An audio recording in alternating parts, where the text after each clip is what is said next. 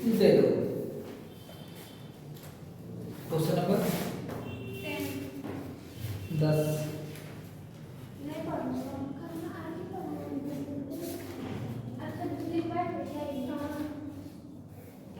देखो बेटा सब बता चुका हूँ, क्वेश्चन नंबर 10 से बताना। ठीक है, 9 नंबर तक बता दिया हूँ, क्वेश्चन नंबर 10 से बताना। देखो ध्यान से सुनो। कह रहा है कि सिद्ध कीजिए कि किसी y बिंदु से वृत्त पर खींची गई स्पर्श रेखाओं के बीच कोण स्पर्श रेखाओं को मिलाने वाली रेखाखंड द्वारा केंद्र पर आंतरिक कोण का संपूरक होता है। संपूरक का मतलब होता है दोनों को जोड़ेंगे, ठीक है, तो 180 अंश आना। ये वृत्त हो गया, एक कोई बाहरी बिंदु है, मान लेते हैं बाहरी बिंदु P है, और P बिंदु को क्या काम किया गया है, इस स्पर्श P बिंदु से स्पर्श रेखा खींची गई है।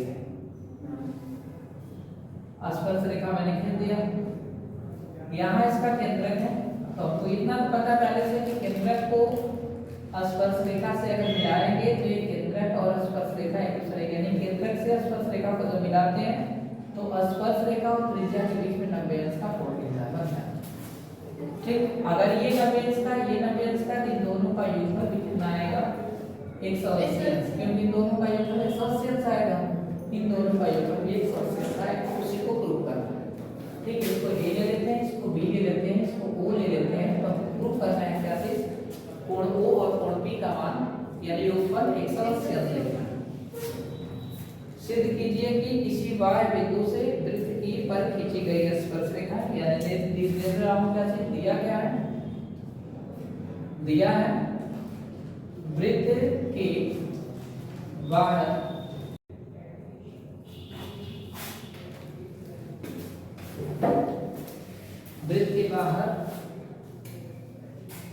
कोई बिंदु P है जहां से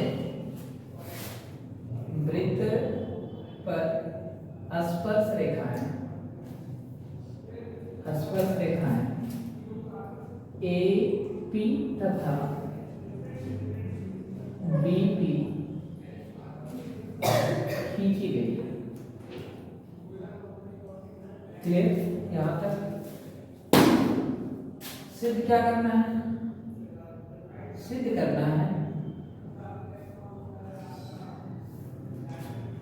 कि कोण P और कोण O बराबर 180।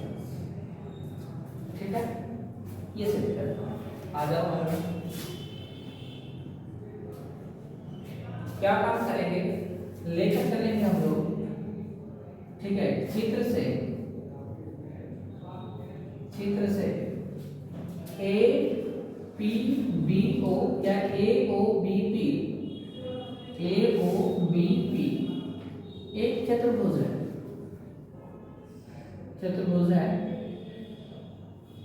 अगर चतुर्भुज है तो कंडीशन क्या होगा, क्या है, चारों अंतःकोणों का योगफल कितना होगा, 360।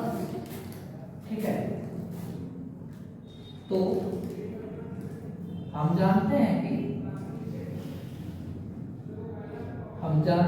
कि चतुर्भुज के चारों अंतःकोणों का योग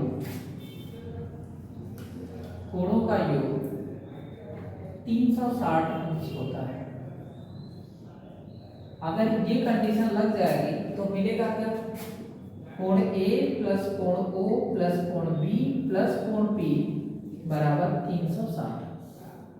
ठीक, ये कंडीशन पहले से पता है कि ये स्पर्श रेखा और त्रिज्या के साथ अगर जो कोण बनेगा, ठीक है, तो 90 अंश का बनेगा।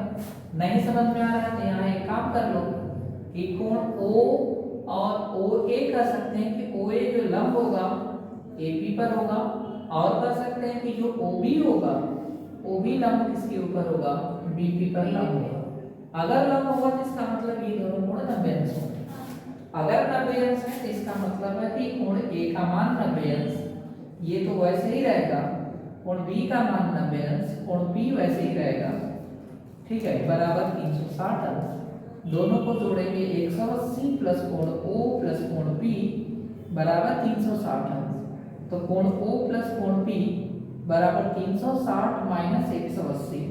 तो कोण O प्लस कोण P बराबर 180 अंश। ठीक, और जब 180 अंश आ गया तो इसी को तो बोला जाता है समपूरक। ठीक है, दोनों कोण क्या होंगे? समपूरक होंगे। यानी कह सकते हैं कि कोण O तथा कोण P क्या होंगे? समपूरक होंगे। होंगे ना? ये कंडीशन यहाँ पे हम लोग देखते हैं।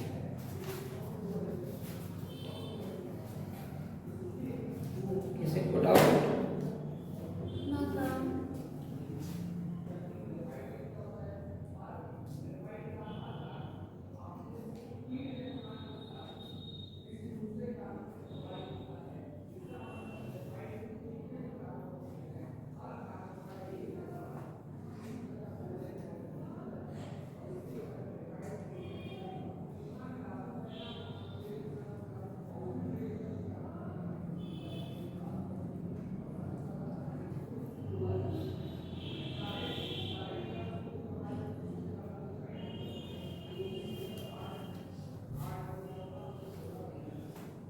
बेटा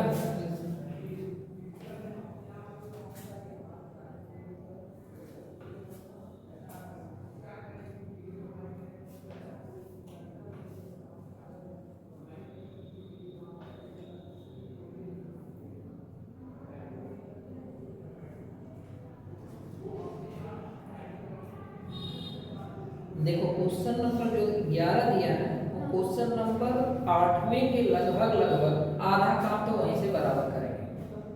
ठीक, क्वेश्चन नंबर 8वां और क्वेश्चन नंबर 11वां दोनों का दोनों आधा भाग वहां से करेंगे, आधा भाग यहाँ से। इरेज करें इसको।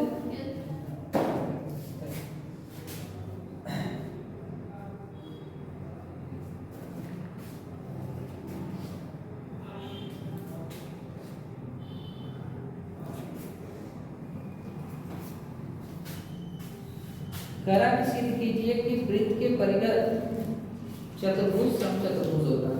ठीक है, यानी कोई अगर एक वृत्त है और वृत्त के ऊपर क्या काम किया गया है? एक समांतर चतुर्भुज खींचा गया है ऐसे, यानी ये जो आकृति बनी है एक समांतर चतुर्भुज की आकृति है।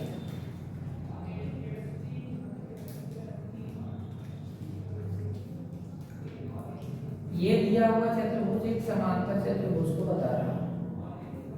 ये प्रॉब्लम फिगर है, ना कि रियल फिगर है। ठीक है, और प्रॉब्लम फिगर और रियल फिगर में अंतर क्या होता है कि दोनों सब कुछ एक जैसा दिखता है, बट ये प्रॉब्लम फिगर है इसलिए ए बस मान से चलना है ए बी सी डी। इसमें दिया हुआ कि ए बी सी डी एक समांतर चतुर्भुज है। नहीं तो अगर बनाना हो तो आप पहले क्या काम करिए, ऐसे समांतर रेखा खींच लीजिए। ये समांतर रेखा होगी। ठीक, इस तरह से क्या काम करेंगे? रेखा खींचेंगे इसके ऊपर और इधर से भी खींच लेंगे ऐसे, है ना? ये सही है। क्लियर? लग भी रहा है? चलो इसी को मान लेते हैं, उसके ऊपर नीचे लिख लेंगे।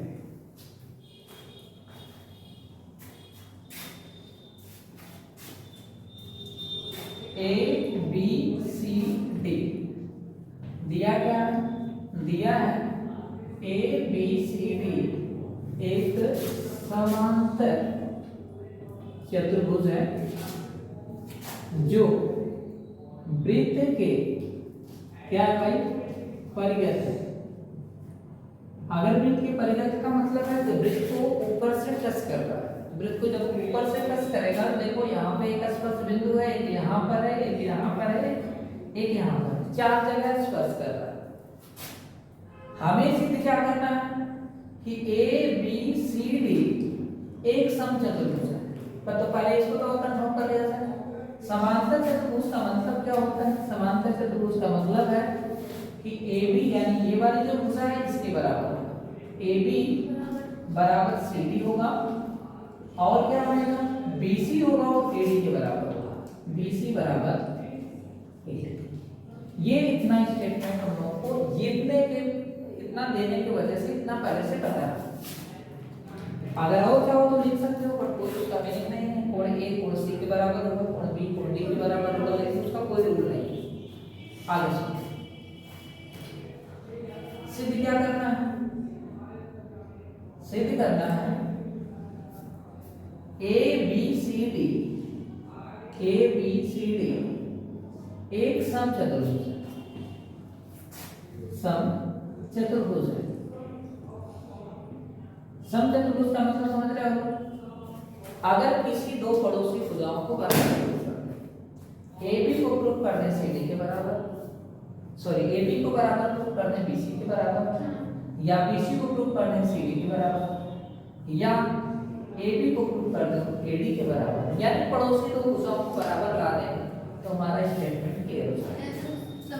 समचतुर्भुज, क्योंकि समांतर चतुर्भुज में आमने सामने की तो बराबर होती है, अगर पास की भी भुजा बराबर हो जाए तो फिर क्या हो जाएगा, समचतुर्भुज। समचतुर्भुज में चार भुजाएं बराबर होती है, तो अगर मैं इसके बराबर प्रूफ कर दूं तो ये तो ऑलरेडी इसके बराबर है, ये वाली ऑलरेडी इसके बराबर है, तो इसका मतलब अगर ये इसके बराबर हुई तो ये इसके बराबर हो गई, यही इसके भी बराबर हो गई और यही इसके बराबर हो गई, चारों भुजाएं बराबर हो जाएगी, समचतुर्भुज हो जाएगा। ठीक है, चलो ध्यान से क्या काम करेंगे, जो दिया था उसको नोट कर लिया, चतुर्भुज है यानी समचतुर्भुज प्रूफ करना है। चलो आगे लेकर चलते हैं, हल में क्या करेंगे, जो दिया हुआ स्टेटमेंट वो तो काम करेंगे। ठीक है, हम क्या काम करते हैं, एक स्टेटमेंट के पीछे हम लोग पढ़ चुके हैं, क्वेश्चन नंबर 8 में क्या प्रूव किए थे, ठीक इस भाग को दोनों का योगफल इन दोनों के भागों के योगफल के बराबर होता है, याद है, इस भुजा और इस भुजा का योगफल इन दोनों भुजाओं के योगफल के बराबर होता है, प्रूव कर चुके हैं। तो लेकर चलें क्या, ए यहाँ पे नाम दे दे रहे हैं क्या, अगर ए यहाँ पी क्यू आर नाम देते हैं, पी क्यू आर एस लेकर चलेंगे चित्र से लिखने का मतलब सारा का सारा स्टेटमेंट हमको देकर लेकर चलना है चित्र से। AP बराबर AS इक्वेशन फर्स्ट बनेगा, AP बराबर AS, BP बराबर BP बराबर हो जाएगा BQ। ये क्यों भाई, ठीक है, यहाँ पे मैं एक स्टेटमेंट दे रहा हूँ, स्पर्श रेखाएं, ठीक है, एक बिंदु से खींची गई स्पर्श रेखाएं बराबर होती है, एक ही बिंदु से खींची गई स्पर्श रेखाएं क्या होती है, बराबर होती है। ठीक है, यानी इसका मतलब है कि अगर ए से अगर स्पर्श रेखा खींचा जाएगा तो एपी भी होगा एएस भी होगा, तो इसका मतलब ये दोनों आपस में बराबर होंगे। उसी तरह से अगर बी बिंदु से देखा जाए तो बीपी होगा और बीक्यू होगा, ये इक्वेशन सेकंड। इसके बाद इसको लेकर चलेंगे dr बराबर हो जाएगा ds। ठीक, ये समीकरण बनाती है, ये सबके लिए स्टेटमेंट एक ही आएगा। इसके बाद लेकर चलेंगे CR, यहां से तो हो जाएगा CQ। समीकरण 1 2 3 व 4 को जोड़ने क्या मिलेगा, जोड़ के देखो, मिलेगा AP plus BP plus DR plus CR बराबर मिलेगा क्या, AS plus BQ plus DS plus CQ मिलेगा ना। तो यहां से AP यानी AP और BP को जोड़ेंगे तो बनेगा AB, यानी इन दोनों का मतलब बन जाएगा AB, इन दोनों का मतलब हो जाएगा CD बराबर हो जाएगा AS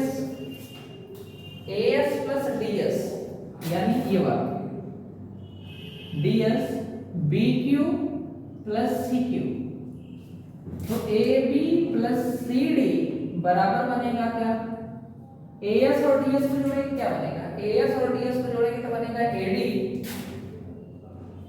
और प्लस BQ और CQ, BQ और CQ को जोड़ेंगे तो बनेगा BC।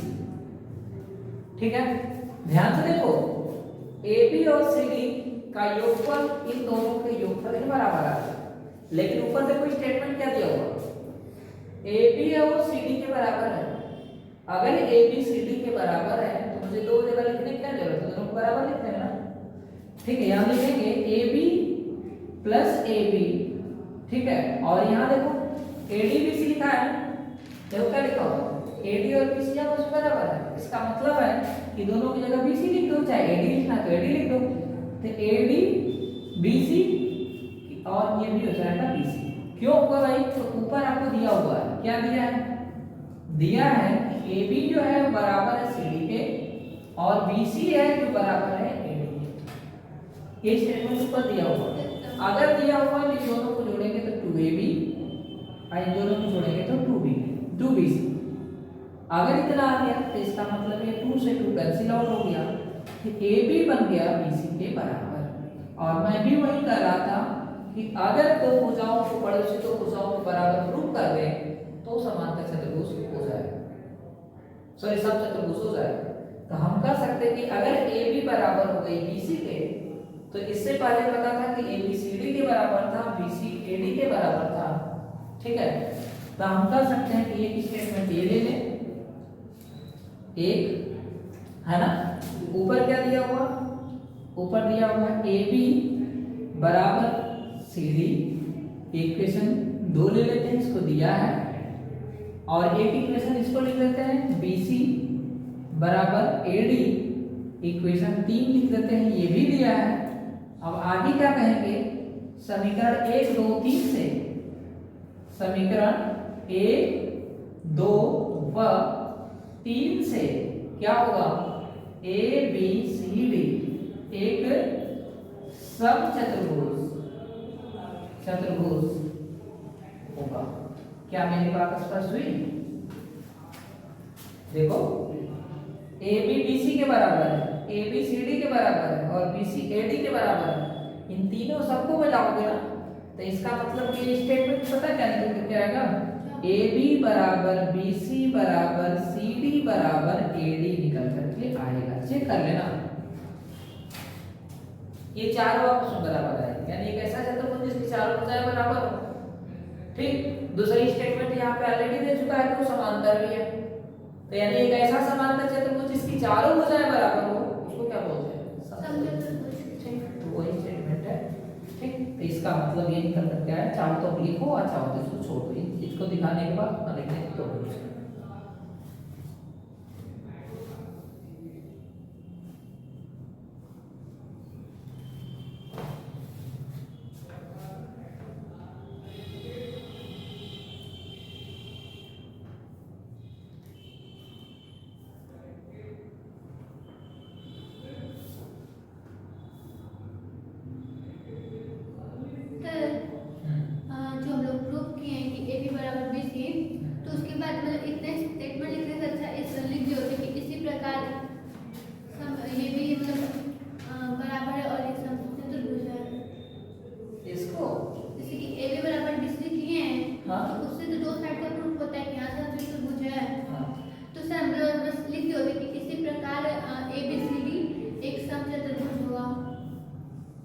लेकिन उतना अच्छा नहीं लगेगा जितना मैंने लिखा। सब हो सकता है लिखने को तो लोग बहुत बात है कुछ भी, क्योंकि मैं टाइप करता तो होता नहीं, तो तरीके होते हैं, उन तरीकों में से जो बेस्ट है वो ये।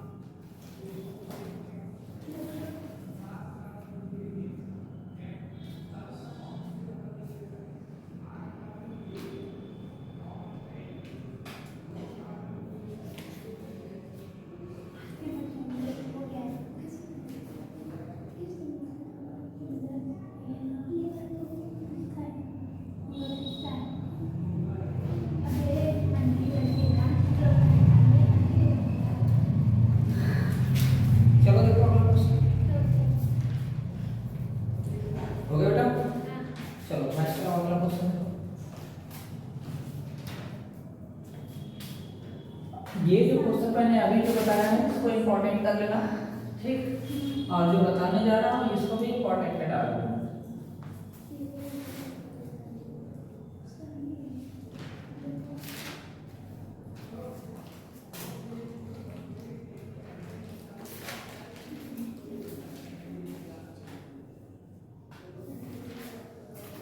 चलो देखो, कह रहा है कि 4 सेंटीमीटर त्रिज्या वाले एक वृत्त है जिसकी त्रिज्या 4 सेंटीमीटर है।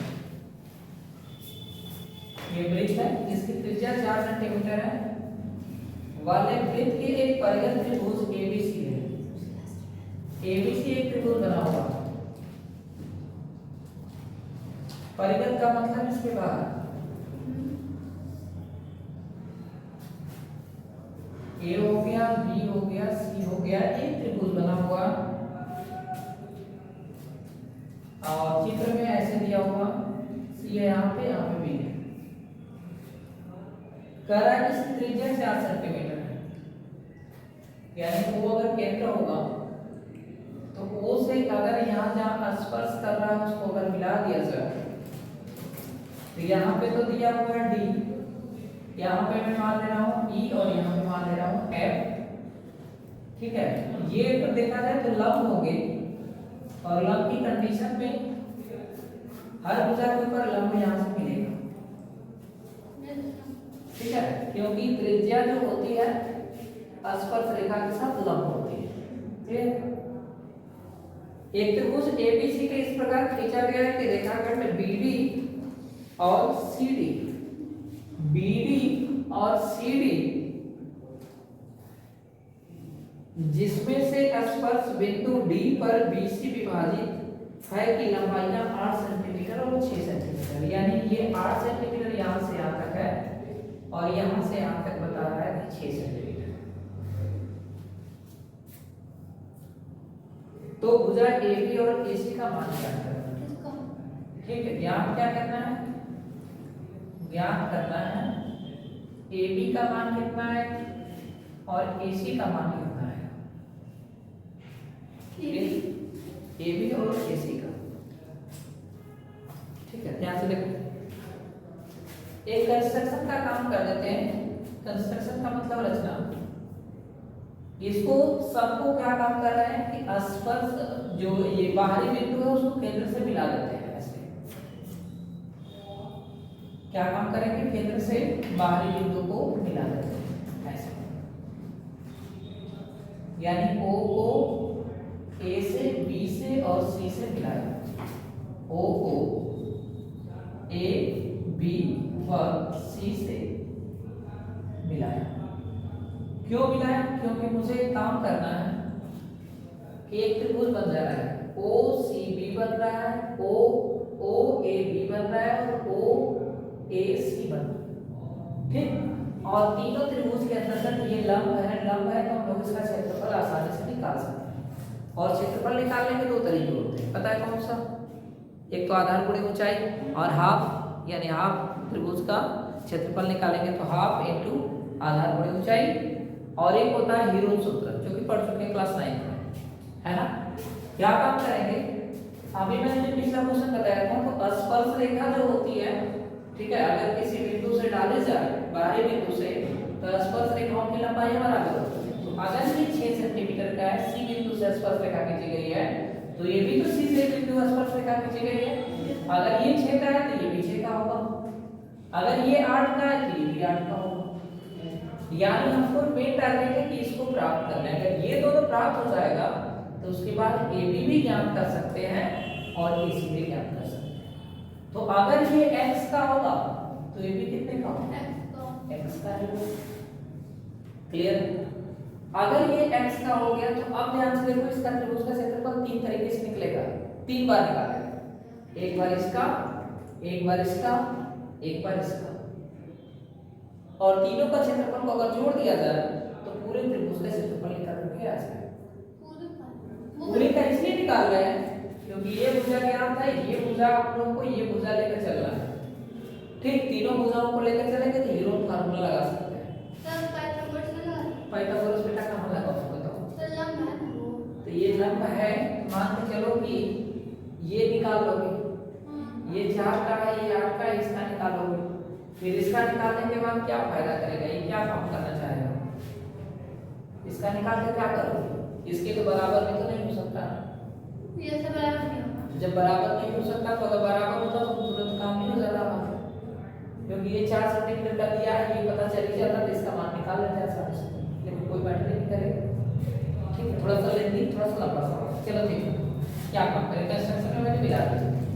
अगला काम क्या करेंगे, हम लोग लेकर चलेंगे त्रिभुज, चित्र से लेकर चलेंगे त्रिभुज OCB, OCB का क्षेत्रफल निकालेंगे, क्योंकि ये 4 का है, ये भी 4 का है, ये भी 4 सेंटीमीटर, क्योंकि त्रिज्या 4 सेंटीमीटर का दिया हुआ है, चाहे तो आप लिख सकते हैं। ठीक है, दिया है क्या, r बराबर 4, r का मतलब क्या, त्रिज्या है ना, 4 सेंटीमीटर त्रिज्या का वृत्त। चलो हल करते हैं हम चित्र से हम लोग लेकर कब चलेंगे, त्रिभुज OCB या OBC, त्रिभुज OBC का क्षेत्रफल। ठीक, OBC का क्षेत्रफल तो क्या हो जाएगा, 1/2 आधार बनेगा BC और गुणे, ठीक है, ऊंचाई हो जाएगा OD। तो 1/2 BC का मान कितना हो जाएगा, 8 और 6 14 और गुणे OD का मान हो जाएगा 4। ये घटाएंगे तो कितना आ जाएगा 2, तो 14 दूना आ जाएगा 28। ठीक है, लंबाई सेंटीमीटर में दिया, मीटर में दिया, किसमें दिया, सेंटीमीटर में दिया, तो हो जाएगा सेंटीमीटर स्क्वायर, क्योंकि क्षेत्रफल निकालना, क्षेत्रफल क्या हो जाएगा, भुजाओं गुणनफल का स्क्वायर या सेंटीमीटर स्क्वायर। आगे बढ़ो, त्रिभुज OBA या OAB में, त्रिभुज OAB में, तो OAB में लेकर चलेंगे तो क्या मिलेगा, देखो यहां से मिलेगा ये पूरा पूरा आधार, ये मिलेगा ऊंचाई, 1/2 हो जाएगा, गुणे आप ये मिलेगा AB और हो जाएगा गुणे AB के बाद हो जाएगा यहाँ से OE।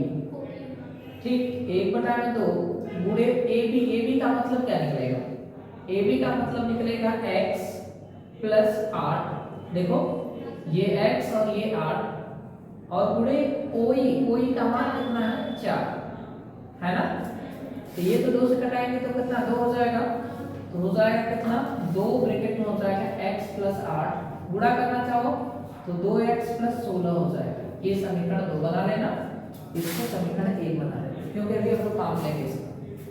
आगे बढ़ता त्रिभुज AOC या OAC में, त्रिभुज OAC में, ठीक है, OAC पे लेकर चलेंगे तो हम लोग OAC का क्षेत्रफल निकालना है, 1/2 ये भी क्षेत्रफल था त्रिभुज का, ये भी क्षेत्रफल निकालने चल रहे हैं। ठीक है, क्षेत्रफल किसका, त्रिभुज का, क्या लिखेंगे 1/2 आधार बनेगा AC और गुणे ऊंचाई बनेगा OF। ये हो जाएगा 1/2, AC को क्या लिख सकते हैं, x प्लस 6, देखो तो x हो गया, ये 6 हो गया ये, और गुणे OF का मतलब 4, तो ये 2 से कटाएंगे तो यानी हो जाएगा 2 ब्रैकेट में x प्लस 6, यानी हो जाएगा 2x और प्लस 6 दोनों 12, समीकरण बना 3।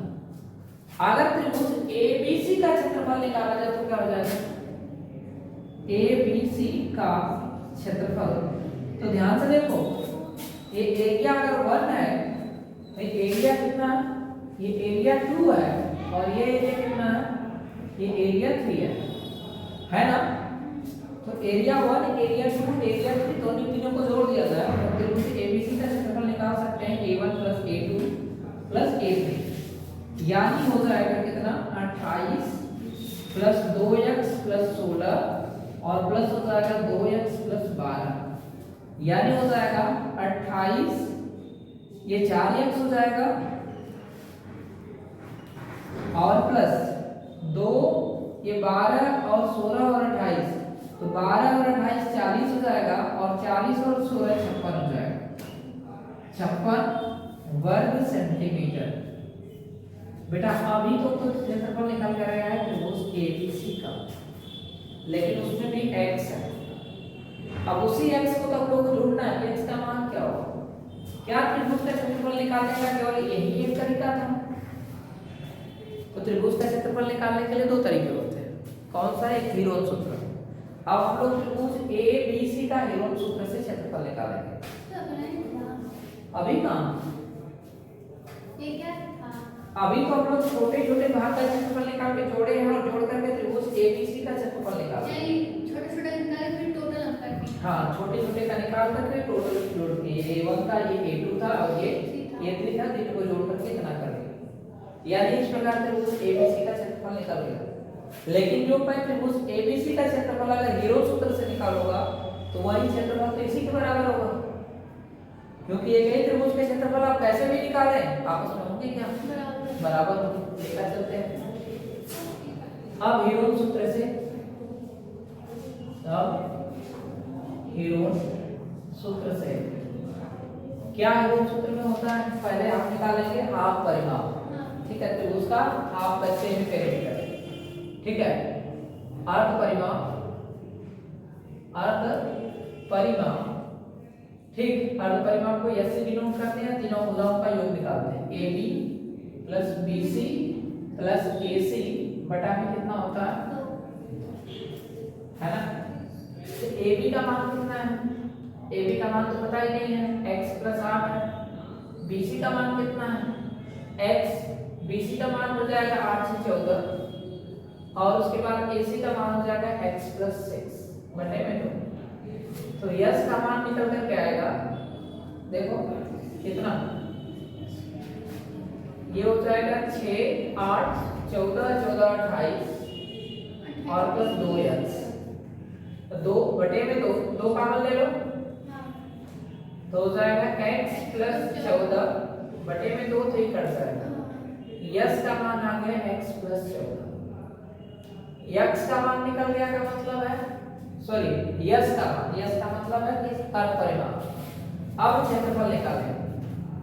क्षेत्रफल किसका? क्षेत्रफल त्रिभुज एबीसी का क्षेत्रफल। क्षेत्रफल का फार्मूला क्या होता है? गाड़ी के अंतर्गत लिखते हैं s minus AB, s minus BC और एस माइनस एसी, है ना, तीनों का। तो लिखे क्या?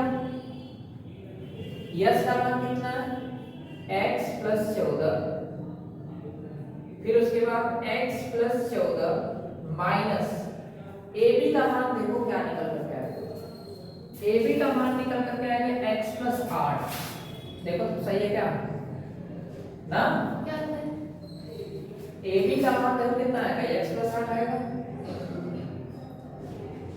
अरे हाँ भाई, ये x है और ये 8 है, ठीक। उसके बाद यस का मान निकालें कितना? x प्लस 14 माइनस बीसी का मान 14 है, देखो ध्यान से 14। उसके बाद लास्ट वाला क्वेश्चन लिखा जाएगा x प्लस 14 माइनस AC का मान कितना है? x प्लस 6, है ना, ठीक। देखो ध्यान से, ये x प्लस 14 तो वैसे ही पड़ा रहेगा, कोई फर्क नहीं पड़ने वाला। यहां से x plus 14 minus x minus 8, यहां से हो जाएगा x प्लस 14 माइनस 14 और तीसरे ब्रैकेट में हो जाएगा x plus 14 minus x minus 6 बनेगा क्या? देखो अगला ब्रैकेट बनेगा गाड़ी में, देखो क्या बनेगा? ये वाला वैसे ही रहेगा x प्लस 14, ये x और ये x कट जाएगा तो कितना आएगा? 14 में से 8 जाएगा तो 6। यहां से 14 से 14 कट जाएगा तो आएगा x,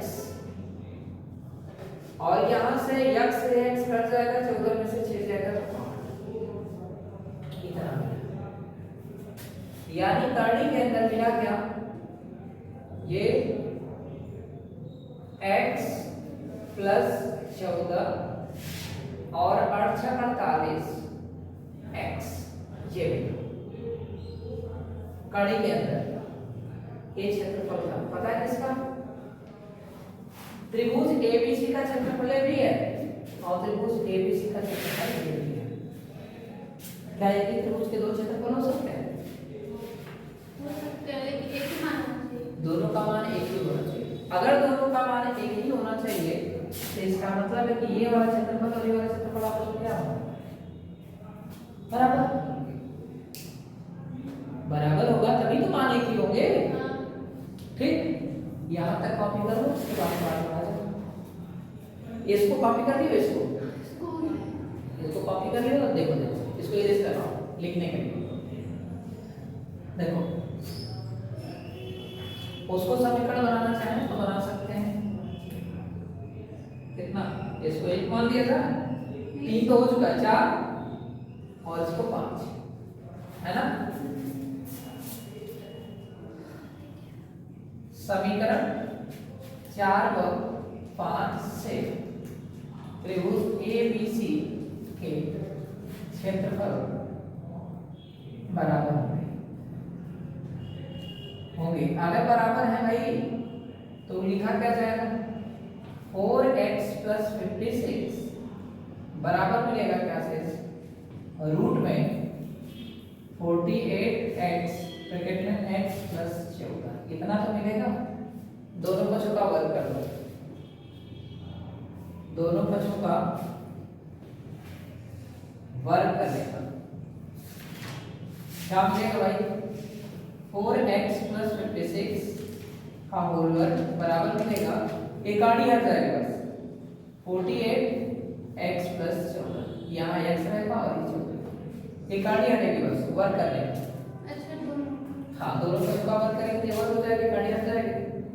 ठीक, इसको ओपन कर दो, 16x स्क्वायर प्लस 56 का स्क्वायर प्लस 2 गुणे 4x और गुणे 56 बराबर हो जाएगा 48x स्क्वायर और प्लस हो जाएगा 14 गुणे 48x।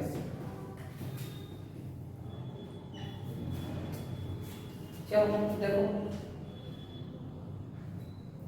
16x स्क्वायर और 48x स्क्वायर इसको उधर भेजना पड़ेगा, है ना। और ये 56 का वर्ग करें कितना है?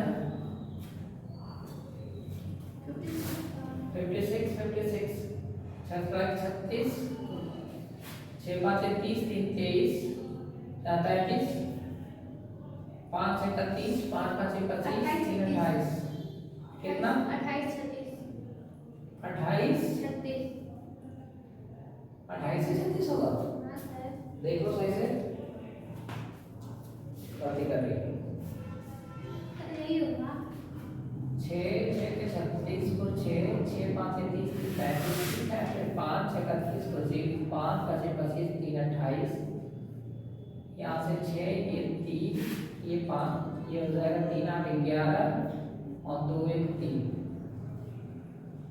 31 36 होगा ना जी। हाँ सर, तो आप देना चाहिए था। 31 36 होगा ना। 36 ये हो जाएगा 31 36, ये कितना हो जाएगा? 8 और 56, 8 गुणे 56 6 8 6 48 8 5 40 44 148। ठीक, और ये होगा 16x स्क्वायर। काट भी सकते थे जी ना आप लोग, यस सर। काट के छोटा हो जाएगा ना, गुणा करने से बच जाएगा। हटाओ, काटते हैं।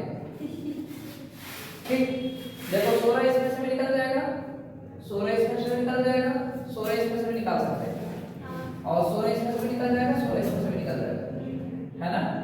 16 का मान निकालते हैं, x स्क्वायर आएगा प्लस इसमें जानते हो क्या लिखा जाएगा? 56 को क्या?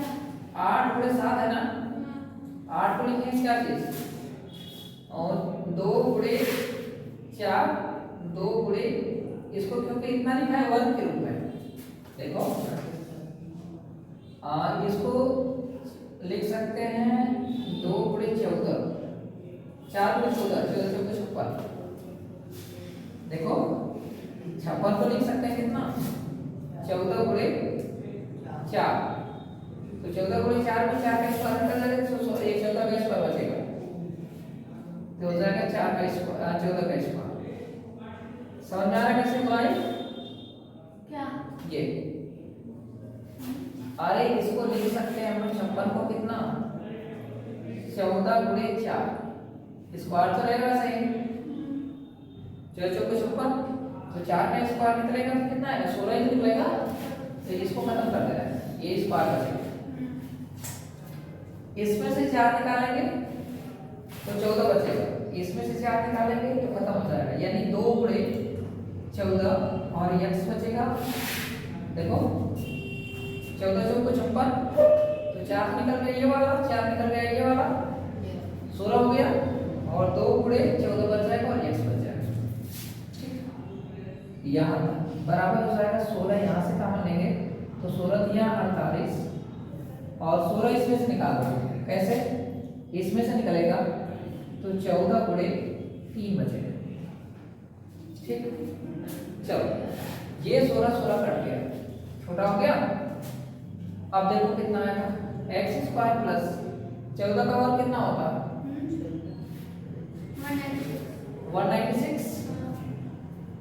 196 प्लस ये कितना हो जाएगा, 14 दूना 28x बराबर ये कितना हो जाएगा 3x स्क्वायर, और ये 14 दिया 42x, हो गया छोटा।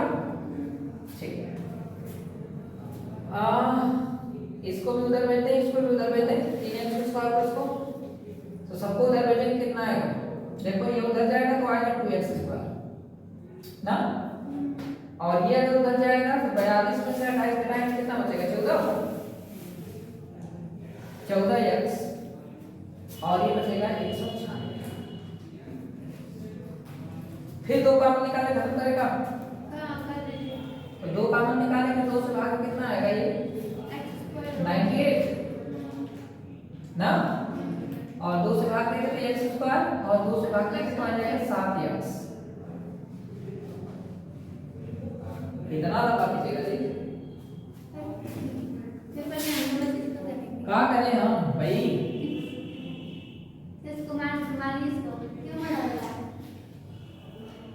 x है x, चलो ये हो जाएगा x square plus 7x minus 98 equal to 0।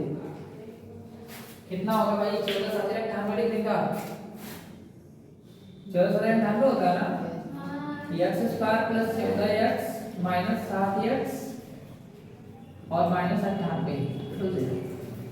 14 7 98, 14 में 7 गया 7 बचेगा, तो x स्क्वायर x का मान लेंगे तो x प्लस 14 बचेगा, माइनस 7 का मान लेंगे तो x प्लस 14 बचेगा। ठीक है, बराबर 0, तो x प्लस 14 और x माइनस 7 बराबर 0, तो x का मान माइनस 14 आएगा और x का मान 7 आएगा। ठीक, तो x का मान जो 7 है ये मान्य है, और x का मान माइनस 14 होगा वो अमान्य है, ये पता है क्यों, x का मान तो 7 है वो अमान्य, क्योंकि ऋणात्मक नहीं होना चाहिए, भुजा ऋणात्मक नहीं होती है। तो अगर x का मान 14 आया, सॉरी 7 आया, तो इसका मतलब हो जाएगा ab का मान पता है कितना आएगा, ab का मान आ जाएगा 7 प्लस 8, 7 प्लस 8 यानी 15, और ac का जो मान आएगा पता है कितना आएगा, 7 प्लस 6 यानी 13, एक 15 का होगा, एक 13 का होगा, और एक 14। बहुत है ना,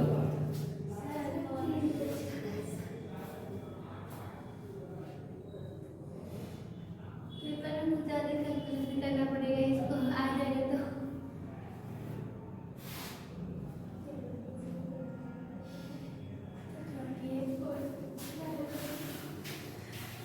देखो यहाँ से क्वेश्चन स्टार्ट, ठीक, ये स्टार्ट और यहाँ बुक में तो ज्यादा ही हो।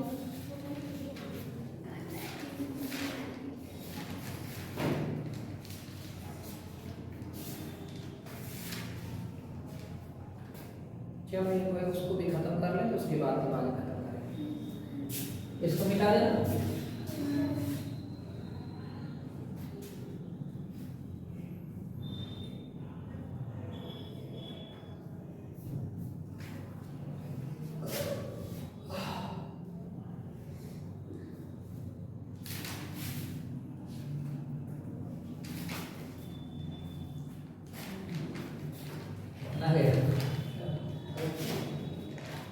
चलो क्लास खत्म कर दे रहे हैं, सवाल उसको बता के खत्म हो जाएगा।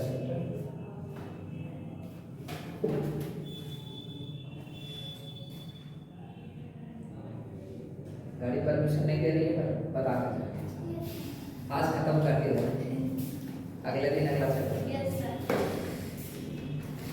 अब हुआ, खत्म करें। चलो ये फिगर हो जाएगा खत्म। अब अगला सवाल आसान है, ठीक है। बताइए सर, 15 रुपये लाने के लिए कितना जमा करना पड़ा?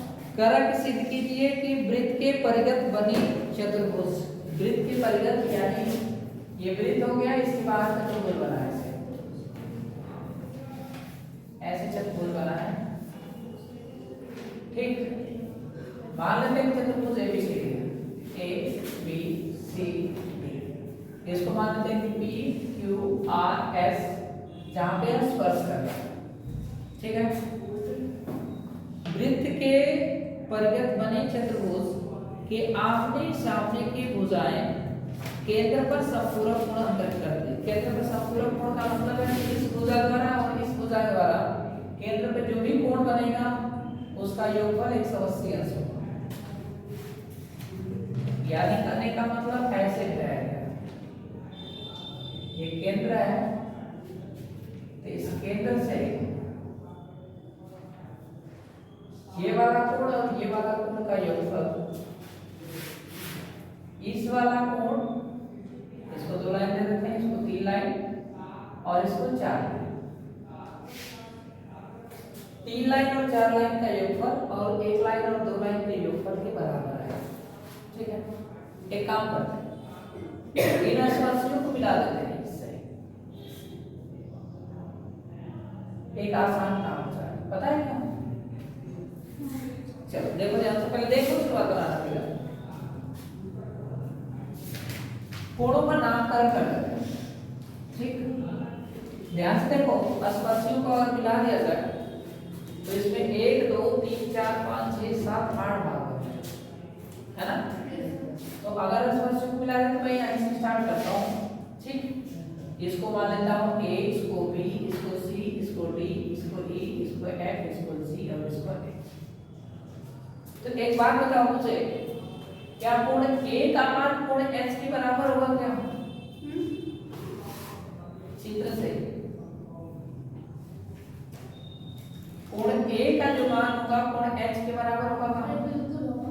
हाँ होगा। पता है नहीं, समझ में आ रहा है। देखो पहले इसको मान लेते हैं, ए बाहरी बिंदु है, ए स्पर्श रेखा की जगह यहाँ से इस पे लंब खींचा गया। तो अगर इसको बाहरी बिंदु से मिला दिया जाए तो ये वाला त्रिभुज सर्वांग सम होगा। अगर सर्वांग सम होगा तो ये वाला कोण इस कोण के बराबर आएगा, ठीक। तो वैसे ही ध्यान से देखो, त्रिभुज ए पी ओ और त्रिभुज ए एस ओ दोनों सर्वांग सम त्रिभुज होंगे। सर्वांग सम होंगे तो कोण ए और कोण एस बराबर होगा। क्लियर हो? ए बराबर हुआ एच के, ठीक। Equation first. बी बराबर हो जाएगा सी के, देखो तो है ना। डी बराबर होगा ई के, होगा डी ई के बराबर। एफ बराबर होगा जी के, है ना। कोण एफ बराबर होगा कोण सी के। क्लियर हो गया? इक्वेशन कितने हो गए? 4। कोई आपत्ति तो है नहीं, है ना। चलो इन सब का यूज करेंगे। कैसे? एक बात बताओ कि वृत्त के केंद्र पर कितने अंश का कोण बनता है? बनता है। चलो तो यूज करो। हम जानते हैं कि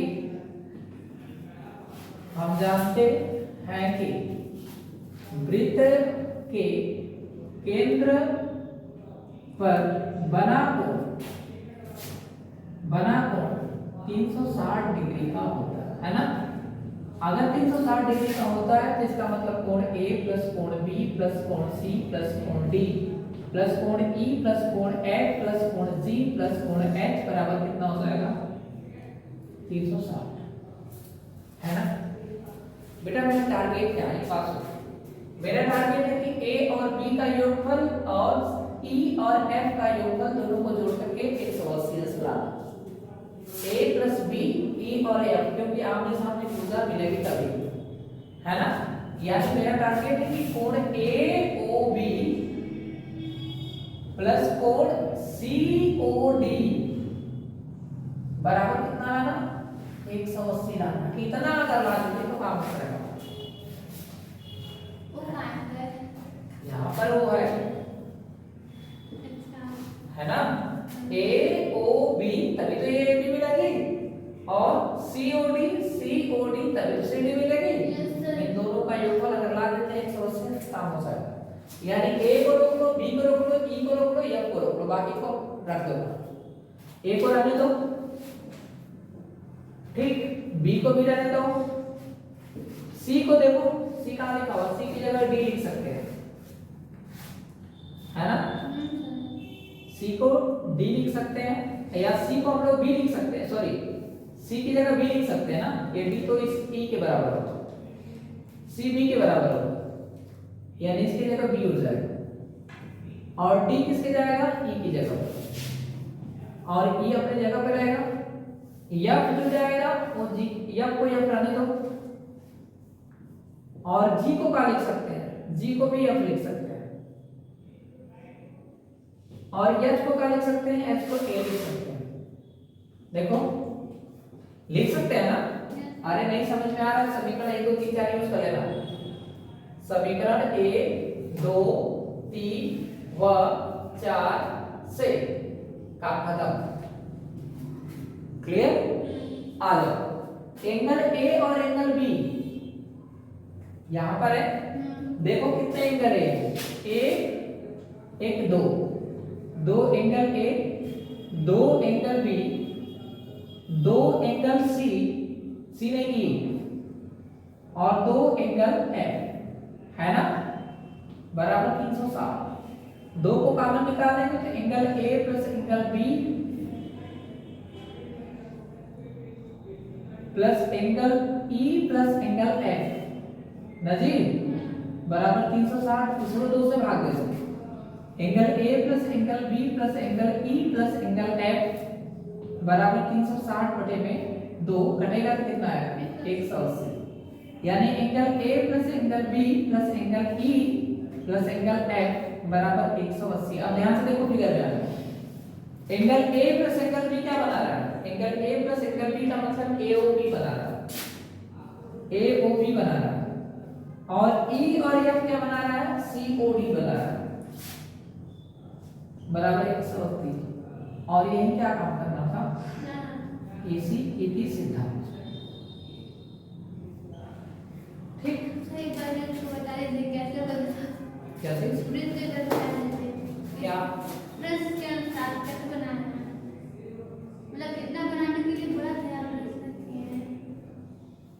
ये बाहरी बिंदु है, हाँ ये स्पर्श खींचा है, स्पर्श रेखा केंद्र के साथ जो कोण बनाती है और ये इसको मिला दिया जाता है, ये वाला ये सर्वांग से बराबर होते हैं। ये बाहरी बिंदु है तो इसका मतलब ये वाला ये दोनों बराबर होते हैं। ये बाहरी बिंदु है तो इसका मतलब ये और ये दोनों बराबर होते हैं। ये भी बाहरी बिंदु है इसका मतलब ये दोनों बराबर होते हैं और ये बाहरी बिंदु इसका मतलब ये दोनों बराबर होते हैं। 8 कोण है जिसमें 4 मान बराबर मिलेंगे। सर मतलब कितना क्वेश्चन बराबर है जी नहीं बोला नहीं, उतना लगाना तो क्या मतलब था, बोला तो पढ़ लो। सिद्ध करना है कि वृत्त के परिगत बनी चतुर्भुज कि आमने सामने की भुजा केंद्र पर समपूरक कोण बनाते हैं। समपूरक का मतलब है कि इन दोनों कोणों का योगफल 180 अंश होता है। खत्म। अब हम लोग क्या करेंगे सर बता दीजिए अभी। Time over. सर अगला मैं इसके जस्ट अगला कंटीन्यूअस रखो, खत्म करो। बहुत ज्यादा चैप्टर नहीं खींचेंगे।